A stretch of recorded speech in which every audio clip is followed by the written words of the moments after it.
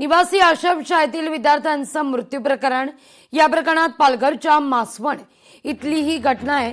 श्रियांश आंबात असा मृत विद्यार्थ्याचं नाव आहे। सोमवारी हा सगळा प्रकार घडलेला आहे। 24 तासांपेक्षा अधिक या ठिकाणी 24 पेक्षा अधिक विद्यार्थ्यांना सर्दी, ताप, खोकला याची लागण आहे। सगळ्या विद्यार्थ्यांच्या रक्ताचे नमुने तपासणी करता पाठवण्यात आले।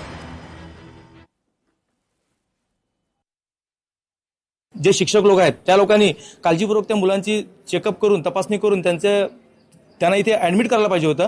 शनिवारी जो मुलगा इथे आणला तो मुलग्याला जर इथे व्यवस्थित उपचार भेटला असता तर तो आज मुलगा मरण नसता पावला, असं माझा त्यांच्यावर आरोप आहे आश्रमशाळेवर। आणि गेल्या 3 महिन्यापासून तिथल्या टोटल मुलांना जेवढी पण तिथे मुलं आहेत त्यांना थंड्या पाण्याने आंघोळ करायला देतात।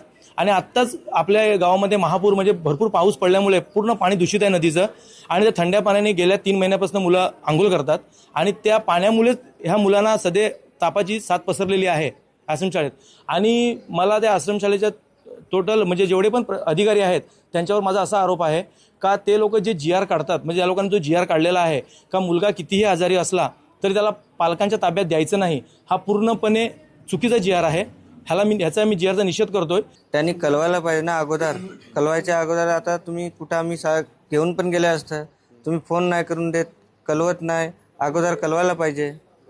कळवत नाही ते तुम्ही कळवायला पाहिजे, त्याच्यामुळे ते आता त्याचे ईद झाली ना, टायमावर तुम्ही सांगतील नंतर बोलतील का ते तुम्ही कुठं तरी न्याय काय करा, आणि ते असं होते। त्याच्यामुळे फोन नाही करून देत। आदिवासी सेवा मंडळ संचलित ही अनुदानित आश्रमशाळा आहे। साधारण 450 विद्यार्थी या आश्रमशाळेत आहेत। आणि त्यातल्या एका मुलाला म्हणजे शनिवारी थोडासा ताप आला होता किंवा अस्वस्थ वाटत होतं, म्हणून त्याला PSC मध्ये आणलं होतं। आणि नॉर्मल त्याचं टेम्परेचर आम्ही ॲडमिशन म्हणजे त्यावेळेला ज्या शनिवारी जेव्हा आला होता तेव्हा साधारण 97 डिग्री वगैरे म्हणजे नॉर्मल हे होतं, असं काही फारशी लक्षणं नव्हती।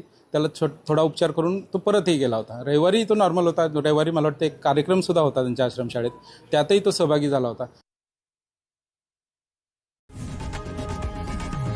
लोकशाही मराठी ऐका, पहा, जागरूक रहा।